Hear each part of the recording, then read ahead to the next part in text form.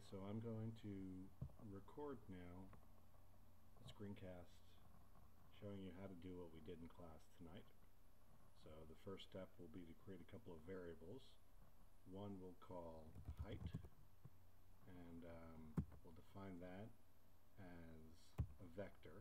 So putting in that C defines this as a vector, and I'm going to have to put in then all the height data that we collected in class tonight.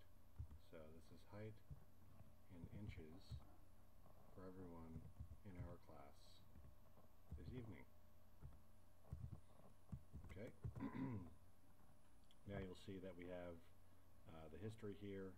It also tells us that there's a variable called height, and there are 8 people whose data that we have, 8 heights. Now I'm going to put in shoe size. So I'm labeling that shoe.size, and again that's a vector, C, 13, 6, and now I'm just putting in shoe size for everyone who was in class tonight. And again, we'll have a numeric variable with 8 data points labeled shoe size, and you can see the history up here. So that's all the data that we collected. So I'm now going to create a data matrix. I'm going to call that data. Actually, let me call it something else. Let me call this class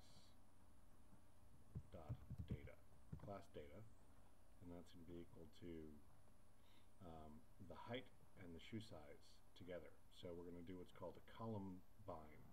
That's called C bind, and I want height, and I would like shoe size. So there we go, that's a column bind, and you'll notice this is an 8x2 matrix. Class data is an 8x2 matrix. That means we have 8 observations and 2 variables, height and shoe size.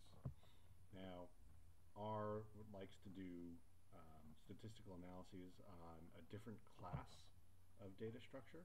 Here it likes to do it on data frames, so I'm going to create a new data frame from our class.data matrix. So we'll just call this one class, and that's going to be equal to as.data.frame class.data. And now you'll see that we have class has 8 observations of 2 variables. Now it's associated all of that data together. So we have 8 observations as opposed to an 8x2 matrix. It knows that there are 2 variables and there are 8 observations. If we just type class, hit enter, it'll show us our data set now, height and shoe size. And if you check the Excel file that Sheer created for us, that I'll send around as well, you'll recognize that data there.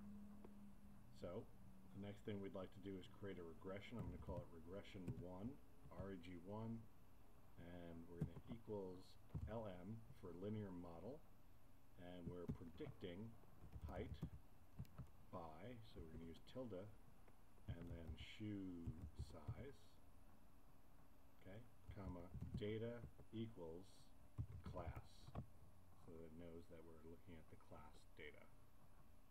Alright, we hit return, and oh, it doesn't like shoe size because I didn't put in shoe.size. So if you hit the up arrow, actually you can get all that back, and if I put in a period in there, that should do it, and there we go. So it says we have a new value in here, regression 1, and that's a linear model, and we can get all the information that we'd like out of regression 1 by clicking summary, typing in summary reg1, hit enter, and you'll see that it tells us it's a linear model, formula is equal to height modeled by shoe size, right? It gives us our residuals, which were the errors in the y hat that we had from class, and you'll notice that we have the intercept is 56.1538,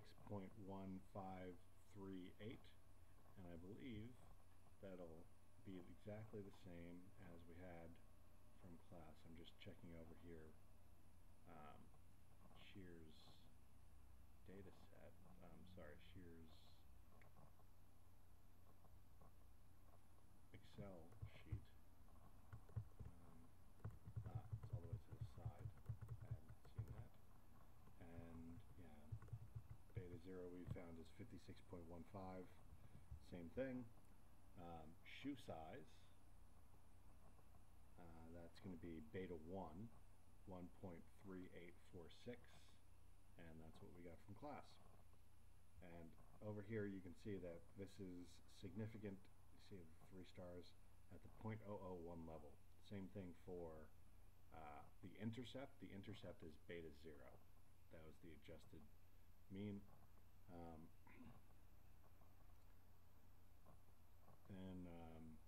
What else do we have here? We've got our multiple R squared. Remember I told you guys that was R squared. That's the multiple correlation. So the multiple R squared was what we found.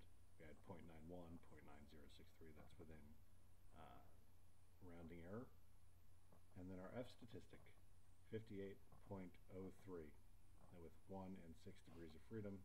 And again, the p-value is way below our 0.05 level. And so that is a pretty quick, very simple regression in R. Hope that helps.